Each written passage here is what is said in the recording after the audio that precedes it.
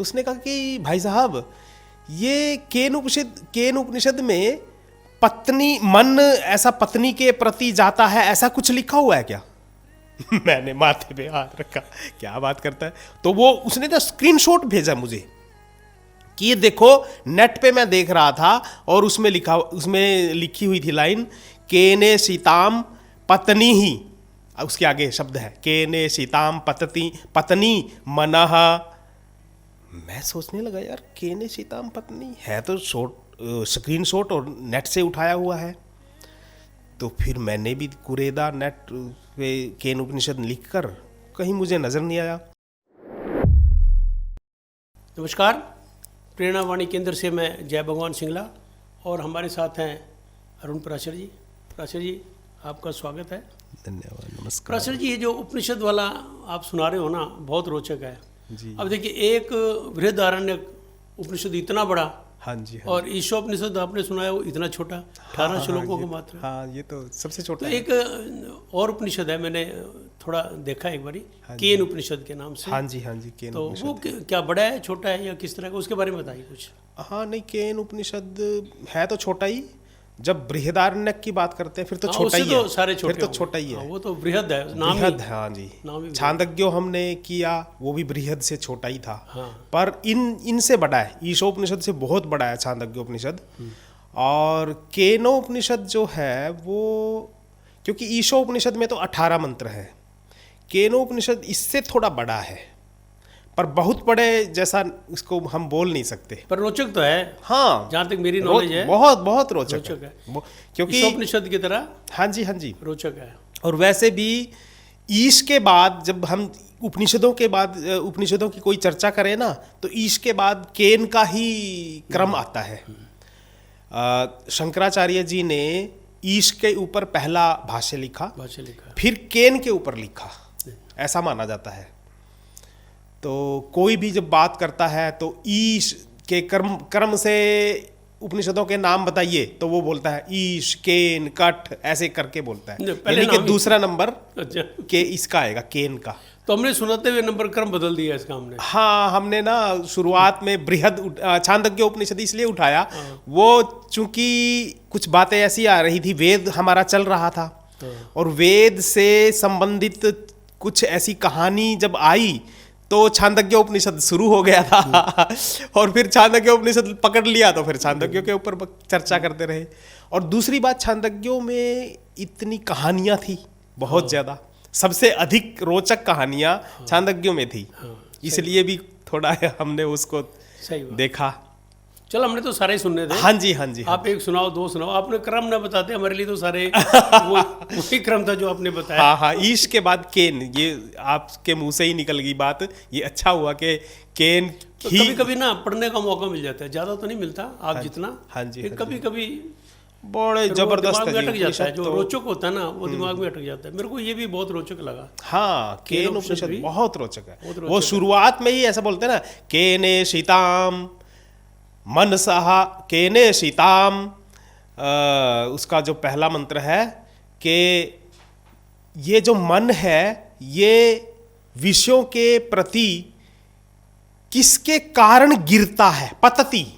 एक पतति शब्द से एक मेरा एक मित्र है महाराष्ट्र में, तो 2-3 साल पहले की बात है, उसने केन उपनिषद के बारे में कुछ बात करनी थी। तो ऐसे मतलब है मेरी एक मित्र मंडली जो बातचीत करते रहते हैं वेदों के और उपनिषदों के ऊपर, कुछ भी प्रश्न आया तो पूछ लेते हैं वो। तो उसने कहा कि भाई साहब, ये केन उपनिषद में पत्नी मन ऐसा पत्नी के प्रति जाता है, ऐसा कुछ लिखा हुआ है क्या? मैंने माथे पे हाथ रखा, क्या बात करता है।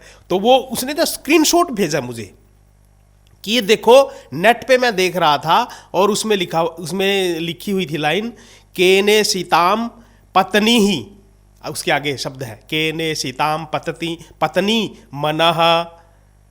मैं सोचने लगा यार केने सीताम पत्नी है तो स्क्रीनशॉट और नेट से उठाया हुआ है। तो फिर मैंने भी कुरेदा नेट पे केन उपनिषद लिखकर, कहीं मुझे नजर नहीं आया। फिर वो बात चली गई, मुझे लगा कि भाई ये मिसप्रिंट है और ये पत्नी शब्द नहीं है, पतती शब्द है। पतती। पतती। ओहो, तो सारे एक मीनिंग दिन बदल गया। हाँ, एक दिन मैं देख रहा था उसमें भी लिखा हुआ आ गया पत्नी माँ, ये तो ना किसी ने गड़बड़ कर रखी है लिखते हुए। तो ऐसे नेट उठा के उसके आगे आ गया वो। इतना ज्ञान नहीं होता ना। हाँ, वो कॉपी पेस्ट हो रहा है। हाँ जी, हाँ जी, हाँ जी। तो उसमें ये आता है सबसे पहला मंत्र कि ये जो मन है, हमारी जो इंद्रियां हैं, वो विषयों के प्रति जब उनका जुड़ाव होता है तो वो किसके कारण होता है? ये बहुत बड़ा प्रश्न है। केन से शुरू हुआ ये मंत्र, ये जो उपनिषद है ये केन शब्द से शुरू हुआ और पहला ही मंत्र केन शब्द से है। जैसे अभी हम पिछले दिनों देख रहे थे ईशो उपनिषद नाम है, तो उसका पहला मंत्र ईश से शुरू हुआ है। तो ऐसे कुछ मंत्रों के, कुछ उपनिषदों के मंत्र पहले जिस शब्द से शुरू होते हैं वो उसका नाम भी पड़ जाता है, और कुछ आकार में बड़े हैं, जैसे बृहद हो गया। हाँ जी, वो बृहद से शुरू हो गया। तो ऐसे से अलग अलग हैं ये सब के। ऋषियों ने क्या सोचा होगा कि कहाँ से किसके ऊपर नाम दे दिया, पता नहीं कुछ, पर है इतने सुंदर। वो प्रश्न, एक उपनिषद है प्रश्न, परंतु प्रश्न उसमें तो है कई प्रश्न है, परंतु यहां प्रश्न से शुरू हो रहा है ये उपनिषद। केन, किसके द्वारा? क कौ के, कम कौ कान, केन काभ्याम कई, कस्मै काभ्याम केभ्यः, कस्मात् काभ्याम केभ्यः, कस्य कयो केसाम, कस्मिन कयो केसु। ये जो कह शब्द जिसके नपुंसक लिंग में बनते हैं ना, किम किम शब्द से कि क्या, किम के कानी, किम के कानी ही, कस्य कयो के साम, कस्मिन कयो केसु, यहाँ तक फिर आ जाता है वही के वही रूप। तो के न, कर्ता ने कर्म को कर्ण से के द्वारा, किसके द्वारा? के न, किसके द्वारा? ये मन इंद्रियों के प्रति खींचता है, आकर्षित होता है, उसके साथ जुड़ जाता है, हो जाता है। हाँ, उसके प्रति गिरता है, वो गिरता है। तो शिष्य की बात सुनकर फिर ऋषि बोलते हैं कि वो हो सकता है, क्योंकि ना व्याख्या इसमें तो केवल सूत्र लिखे हुए हैं, व्याख्याकार किस तरीके से व्याख्या करता है वो उसकी दृष्टि के ऊपर है। हाँ, तो उसमें ये भी हो सकता है कि ऋषि शिष्यों से पूछता है, फिर शिष्य जवाब देते हैं उल्टा पुल्टा। तो वो कहता है कि जो ये आंखें हैं जब किसी को देखती हैं तो इसके अंदर ताकत है कि वो देख लेती हैं। तब ऋषि कहता है कि क्या उसको भी देख लेती हैं? तो शिष्य पूछता है किसको? तो जिसकी ताकत से वो देख रहा है, उसको देख सकती है ये? तो वो कहते हैं कि नहीं। तो उसने कहा कि ये तो कुछ भी नहीं है, फिर इसकी खुद की ताकत है ही नहीं, ये कहीं और से ताकत ले रही है और फिर देखती है। ऐसे ही हमारे जो श्रोत्र हैं, कान है, वो उसको सुन नहीं सकते, जो अल्टीमेट सत्ता है उसका सुन नहीं सकते ये शब्द, परंतु जिस ताकत से ये किसी की भी बात सुनते हैं, वो जो ताकत है वो देने वाला कोई और है। ऐसे ही तुम जीभ से, नाक से सूंघते हो, जीभ से चखते हो, त्वचा से तुम्हें फील होता है, ये सब के सब तुम उसको फील नहीं कर सकते जो अल्टीमेट है। ये मृत्यु प्रांत भी तो यही कहते हैं लोग। हाँ जी, कि हाथ भी पैर भी हुई हैं, हाथ भी हुई हैं, आंखें भी हुई हैं। हाँ, लेकिन इसके अंदर जो था ना, वो चला गया। हाँ, बस तो आंखें भी हुई रहेगी, कुछ भी नहीं, हाथ भी हुई रहेगी, हिल भी नहीं सकता, उंगली नहीं हिल सकती। इतने बड़े पहलवान थे जिसने किसी को छोड़ा ही नहीं हराने में। हाँ, उसके ये जो पाँव है, मेरा जो वजन है वो 70 है मान लो। ये पाँव इस पूरे के पूरे 70 kg का वजन उठाकर और फिर चलते हैं, सीढ़ियों पर चल जाते हैं। और यदि मैं कुछ और वजन उठाऊं, 20 किलो और ले लूं, तो 90 को ये बड़े आसानी से और सीढ़ियों तक चढ़ जाएंगे। वही शरीर है देह चितायाम, जब वो निकल गया, चिता में जा गया तो कुछ भी नहीं वो कर सकता। तो जिसकी शक्ति से सब कुछ हो रहा है वो कोई और है, वहीं से इसको शक्ति मिल रही है। केने शीतम। तो यहां से शुरू करके शिष्य ऋषियों से पूछता है और फिर ऋषि उसका जवाब देता है। अलग अलग एक एक इंद्री को पकड़ता है और उसमें इंद्रियों का ज्ञान करवा देता है। पूरे शरीर का, पूरी बॉडी का। इतना ही नहीं, जो ब्रह्मांड के पंच प्राण, पंच महाभूत है, सबका उसमें ज्ञान आता है। क्या बात। और धीरे धीरे धीरे धीरे शिष्य पारंगत होकर, और फिर पहला जो चैप्टर, क्योंकि ना केने शीताम के, केन उपनिषद के 3 खंड हैं, और हर एक खंड में अलग अलग चैप्टर हैं। ये इसके 2 रूप मिलते हैं। वैसे तो ये सामवेद की एक शाखा है, तलवकार शाखा। डॉक्टर साहब, एक ज़माना ऐसा था कि सामवेद की सबसे ज़्यादा शाखाएं हुआ करती थी, क्योंकि सामवेद छोटा सा है और गेय है, गाते हैं इसको। हाँ। तो अधिक से अधिक घराने गा लेते थे, और इतना शुद्ध गाते थे तो उसकी शाखा बन जाती थी, ऋषियों का जो भी होता होगा खानदान। तो उसमें एक तलवकार करके जो शाखा है, उसमें ये जब कोई ढूंढ रहे थे उपनिषदों को, तो उसमें फिर जैमिनीय करके एक उपनिषद है, एक चैप्टर आता है। जो तलवकार शाखा है उसके 9 खंड है, 9 अध्याय के बोलना चाहिए, खंड नहीं, अध्याय। तो जो 9वां अध्याय है, ये 9वां अध्याय ही उसका नाम, जैसे हमने पिछले यजुर्वेद का 40वां अध्याय ईशोपनिषद है, तो ये केनोपनिषद बन गया। फिर मतलब उपनिषद अलग से ग्रंथ नहीं है, जैसे महाभारत की एक पार्ट है गीता, गीता एक पार्ट। हाँ, तो ऐसे ही ईशोपनिषद यजुर्वेद का 40वां अध्याय है, मतलब पार्ट ऑफ यजुर्वेदा हुआ। तो ऐसे ही तलवकार जो शाखा है सामवेद का, तो ऐसा बोलना चाहिए, हाँ, Kena Upanishad is the part of Samaveda. हाँ, तो इसके फिर आगे ये खंड है।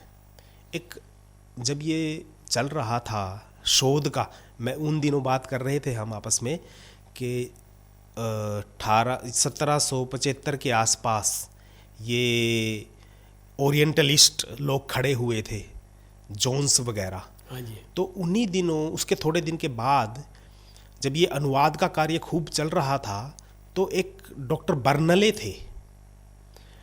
तो कहाँ के थे ये यूरोप के, इंग्लैंड के ही होंगे शायद। तो डॉक्टर बर्नले ने जब इसको देखा केनोपनिषद को, क्योंकि उससे पहले ये जो उस दिन में सोच रहा था ना, बात कर रहे थे हम, ड्यूसेन जो मिले थे, उन्होंने 25 उपनिषदों का अनुवाद किया था। कर दिया हाँ, था। इनके हाथ भी वही आ गया। हाँ, तो वो बर्नले ने जब देखा, तो शोधात्मक दृष्टि तो थी, प्रोफेसर थे, तो इन्होंने कहा कि ये केनोपनिषद नहीं है, केनोपनिषद मेरे पास है। उनको कहीं से कोई अलग पांडुलिपि मिली थी। अच्छा।